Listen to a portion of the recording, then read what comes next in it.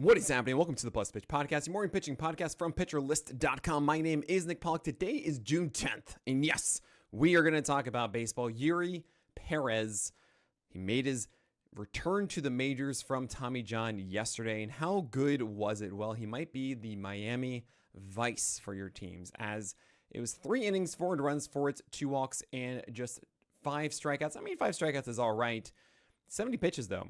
In those 3 innings, he labored a lot, especially in that third frame. The big issue here is the secondaries. I don't know how good those are going to be moving forward. It was moments with the slider working. It was moments with the curveball being okay. But really, this was just 98 miles per hour along the edges and generally working. But it became apparent with 31% foul balls on the fastballs that Eury needed something else, and I think it's going to be the changeup in time. It could be a cutter or something a little bit harder than the 85 to 87 mile per hour slider. It's also the first game, and he got kind of unlucky with this even against the Pirates. He's also going to be limited in some fashion. Is it going to be 80 pitches? Is it going to be 5 innings? I don't know. He probably will have a longer leash by August or so. But Eury is still very much worth your time. That fastball is better than your typical mid to upper 90s heater because he actually commands it well. I mean, yes, he did have those wild ones at times. It's an adrenaline rush, all that kind of stuff. No, he's not going to be at 88, 89 in all likelihood moving forward because, again, the adrenaline pushed up the velocity to 98.5, which is nuts. But yeah, I want to see a little bit of development with the changeup in particular from Perez, as before the injury, it was still one of those situations where the slider was the good breaking ball, even though it wasn't spectacular in its marks, and the changeup was a little bit lagging behind, and it seems like it's kind of the same thing now. So pay attention to that. He's not an instant top 20 starter, unfortunately, but he is going to be someone that should help in your 12-teamers, and that is a big deal. You have Yusei Kikuchi against the Athletics, got the win, 7.1 innings of 0 earned runs, 1 hit, 1 walk, and 5 strikeouts. If you want more, by the way, on Eury Perez, I'm doing a video breakdown on our YouTube channel, so go check that out, youtube.com/pitcherlist. Anyway, with Kikuchi, if you remember the quote, it was that he was throwing the wrong grip on his slider in his four-seamer. What? And they finally caught it, but then he still had that 5-walk game before. This is obviously better. But his command of this fastball is not good. It was only 1/38 whiffs as he threw the ball low. And when you have a very flat attack angle, you do not want to throw the ball low. You want to throw it up because bat paths are steeper upstairs than they are down. And that helps batters hit your fastball, Kikuchi. So not great in that respect. The slider did get 8/44 whiffs, but that means an 18% swing strike rate. And I'm not saying that's bad. It just means that that's not a pitch that traditionally should carry pitchers throughout outings at the elite level, at least like 7.1 innings of 0 earned runs and just 1 hit, right? I didn't really love the curve or the changeup in this one much. I think of Kikuchi, I think you have to have a dominant four-seamer and a dominant slider. I didn't quite see that here. And the curve did help for many outs in play. But yeah, I'm not sold that Kikuchi's back. So he does get the Orioles next. It could be good. He's going to face a little bit more lefties, which might help with his slider and such. So fine if you want to spec at it and see if he continues to grow and get better. I totally am fine with that. But we're not there yet with Yusei Kikuchi. Jose Barrios against the Cardinals. He's the great undulator. And what does he do? 6.2 innings of 0 earned runs, 4 hits, 2 walks, and just 1 strikeout. How am I supposed to butter my bread with that? You can't predict the guy. So if you have him on your teams, you know the deal of just plugging him in or not. It's up to you. Don't really base it on the opponent. Don't base it on anything else. Really, it's Barrios is going to do what Barrios does. Merrill Kelly against the Mariners, 6 innings of 0 earned runs, 4 hits, 2 walks, and 7 Ks. He's underrated, I think, in your fantasy teams. I think he's been far better and far more productive than people give him credit because he throws effective strikes down and utilizes the neckbeard approach to take advantage of his good defense behind him. He has a winning ball club behind him too. Offensively, the neckbeard approach, by the way, is living around the edges as much as possible and trying not to throw many over the plate, but just staying down and tempting guys off of it. It wasn't fully here, but This certainly was the cutter down and away to right-handers with changeups underneath to lefties. And then a lot of things scattered around too, but it's a kitchen sink that works. 34% CSW for King Cole for Merrill Kelly, and he had over a 31% CSW in all of his 5 main pitches. I say main pitches because he had 3 sliders thrown for 0/3 CSW, whatever. Yeah, Merrill Kelly's cool, and you should keep rolling with this. We had Jeffrey Springs get opened for by Grant Holman. And this was nice. 6 innings of 3 runs, fine. 5 hits, 0 walks, and 8 Ks. It's not a poor quality start because he didn't start. But the whip underneath 1, 8 strikeouts. You love this if you ran with it against a righty heavy lineup. And traditionally, the Angels are good against lefties. But this was really good for Springs as he's much better against righties with that changeup cooking for 13/32 whiffs. Now he does get the Royals and the Guardians next. That could be fine. He's probably still going to have an opener, though. I believe that's 2 straight games that Jeffrey Springs has had an opener. And the slider and fastball and kind of cutter, like he threw like 5 of them or so, are not really that good. So this is all about the changeup. And as long as that changeup's working, Springs can be effective. Chris Sale against the Brewers got the win. 7 innings of 1 run, 5 hits, 2 walks, and 11 strikeouts. Classic Blake Snell blueprint, 4-seamers and sliders to right-handers. He threw 1 changeup to a right-hander and then 2 to lefties, and the total was a foul ball in 2 balls. And they did throw some sinkers actually against the lefties. I'm fine with that. Otherwise, I mean, he really deserves to be in tier 1. I'll have him there next week. You have Zach Wheeler against the Cubs. Welcome back. Congrats on your fatherhood. 6 innings, 1 run, 3 hits, 1 walk, and 7 Ks for 17 whiffs for a Gallows Pole.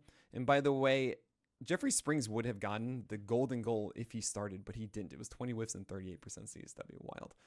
The splitter actually was 0 for 11 CSW with just 36% strikes. He could have been better. Come on, step it up. I know it was the Cubs, and I know you allowed that home run to Kyle Tucker in the first and whatever. But yeah, Zach Wheeler's dope and makes us feel dope. Matthew Boyd was on the other side of this, and this was an interesting one. I'm going to talk about this and many others from yesterday's games after this break.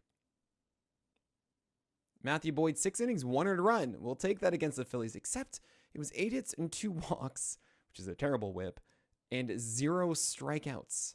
How am I supposed to butter my bread with this? How did that happen? Well, he didn't really throw many sliders to right-handers. He threw curveballs instead, which were fine as called strike pitches. And then against lefties, he did try to throw some of those sliders effectively, and they were not really that good. And the changeup that is traditionally the strikeout pitch, the main whiff thing against right-handers, yeah, that was kind of all over the place a bit. It wasn't quite as good as we've seen, especially not down and away. But his 4-seamer got him through this. This was a 4-seamer that was really, really well spotted along the edges to right-handers, not down the middle. It did allow hits, but it got enough outs, not massive damage against that pitch. And that's how Matthew Boyd got through this day, and that's a really good sign. Because when you don't have your bad days, how bad is it? Is a constant test to see how reliable guys are. When we talk about sturdy floors, it's not just about success every day. It's about the floor, the actual times when it's really bad. How bad actually is it? And Matthew Boyd, yeah, great stuff here. Andrew Pollack against the Jays got the gold star because he went 6 innings of 2 runs. I did not expect him to do that whatsoever. Now, it was 8 base runners and just 3 strikeouts, and I don't want to go for him against the Brewers and the Reds and in Cleveland. I just think it's just not enough. Because even here, you got a 3 ERA, but you still had a bad whip. 8 base runners in 6 innings and just 3 strikeouts. You didn't get a win. You know, is it worth it? Not really. He also had his best slider and curve here at the very bottom of the zone. I don't think that's going to stick for Andre Palante. So, yeah, I'm good. You have Emerson Hancock against the Diamondbacks, and I'm starting to see how this could progress to a place where we like Emerson Hancock. He has a 17 to 18-inch horizontal sinker. He has good command now of his 4-seamer. It was upstairs to lefties. Thing is, it doesn't have any good metrics assigned to it, save for being about 95 miles per hour, which is kind of average, 94.8. And it's on the steeper side of attack angle. It is 11 inches of vert, so maybe it's more like a cutter, like the Cannibal McSanchez, you could say.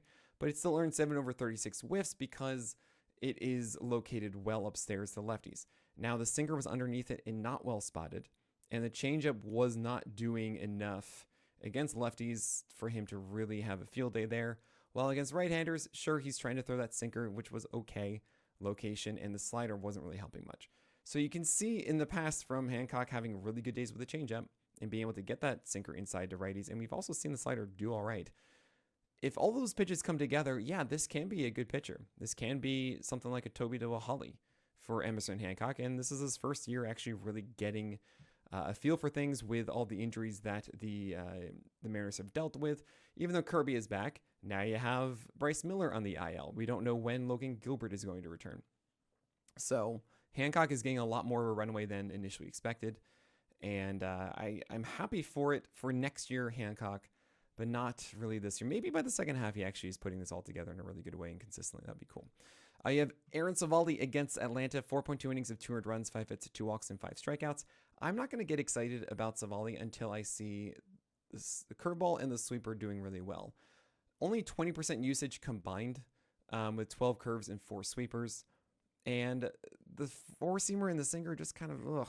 Now, he did go Cannibal McSanchez a lot with this cutter, which is cool. I'm fine with it. But, yeah, we need to see more from the breakers. You can't just really just get 4 total outs. That's just not enough for me. You have Mike Burrows going opposite Yuri Perez, and it was 4.1 innings of 200 runs, 4 hits, 3 walks, and 6 Ks. I can see how this one works, too. He's a sleeper for next year, I think, because it was 95-96 on the heater with 17 inches of vert, and against lefties, he really did locate that high, while we've seen the slider look good against right-handers, and we saw like 1 or 2 changeups that were killer against lefties. Thing is, wasn't always killer. The curveball wasn't very good against them. Right-handers, the fastball was not well spotted. And there are a lot more things to refine with Mike Burrows. But the fact that he's throwing this 4-seamer that has showcased good locations, and he has a slider that can work, and he has a changeup that can work, you can see how these pieces come together over time. I'm not going to buy that he is going to do this consistently, or at least have those pieces working consistently, because this wasn't even a good start here against the Marlins.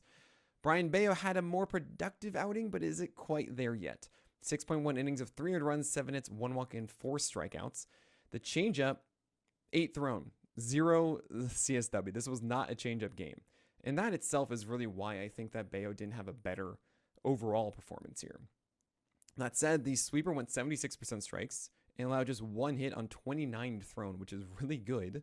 And the sinker did great against right-handers inside. Like, I want to see that sinker go inside against right-handers, is what I constantly say with these pitchers who have these heavy horizontal movement sinkers. Just throw that inside to right-handers and you will get through games.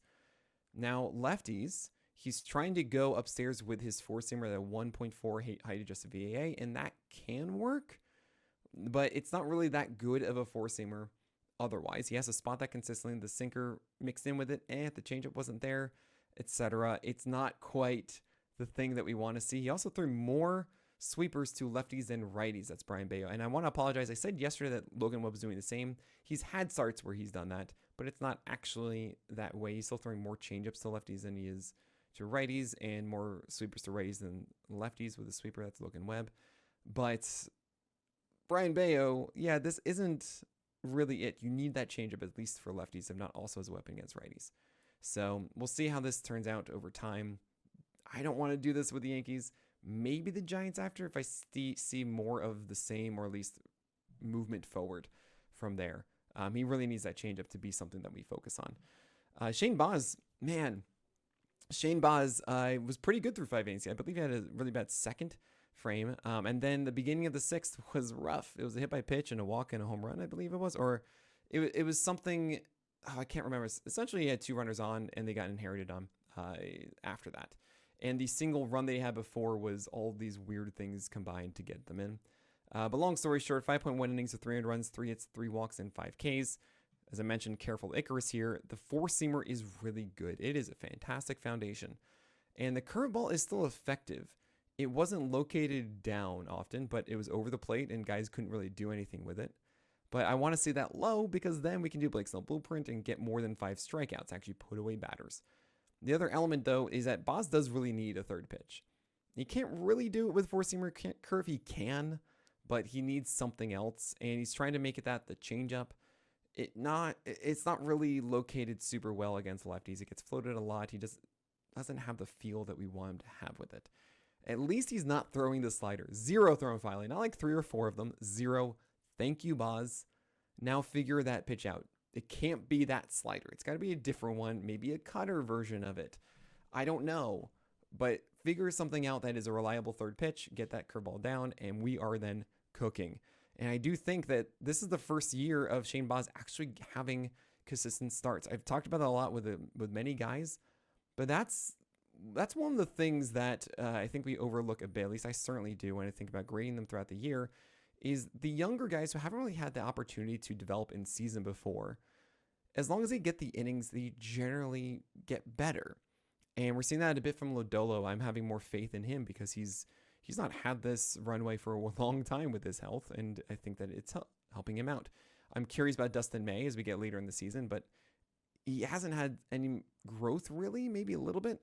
Shane Baz, though, I do feel is very well positioned to have that growth, and I'm very curious to see how it progresses.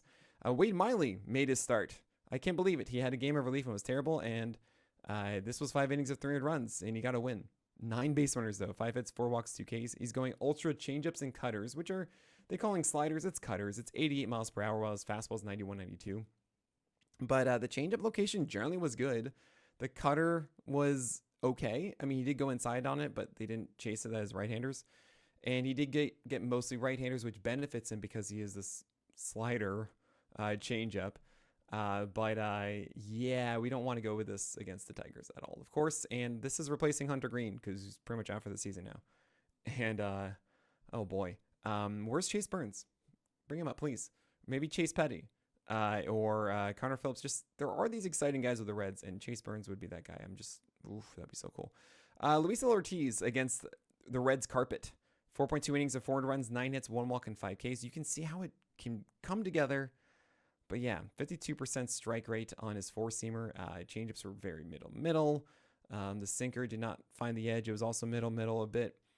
The slider had lots of promise, but it allowed the home run here. Yeah, you just can't buy into Ortiz and his command. And the last one is a duel between Pivetta and May. That was a bit of a slugfest. 4 innings of 4 earned runs for Pivetta and 5 innings of 5 earned runs for Dustin May. Dustin May did not earn more than 1 strikeout. So how am I supposed to butter my bread with this? With 4 walks and 1 strikeout. And yeah, this was frustrating because he had so many misses to lefties that were just way out of the zone, away to these left-handers, sinkers, and sweepers. While the cutter, he allowed a home run on one, and I believe it was a home run, maybe it was a hit. I think it was a hit. And I didn't throw it too much. He had a couple high four-seamers, but he's not putting it together. And you got it. It's right there, but he's not commanding well. He's also not doing it at high velocity with the sinker. So, it's tough. He gets the Giants, Nationals, and Coors next, though. I feel like I want to still try it against the Giants. It's a decent win chance each time, and at least he's going 90 pitches. I feel like over time it does work, so I don't know. It's up to you there. And Nick Pivetta against the Dodgers. I mean, I can't really say much more there. It does look like he has a different version of a four-seamer. That is the cutter. He did throw cutters technically, but those were 87 and not the 90, 91 that we've seen before too. So I think Pivetta is working on some things against right-handers there, which I'm curious about. And I don't know how that's going to show up, but it's in Arizona against the Diamondbacks next. I think that's fine. And hopefully the home run stuff isn't present.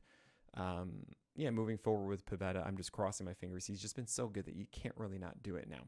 All right, that is it for today. Thank you all so much for your support. My name is Nick Pollack, and may your BABIPs be low and your strikeouts high.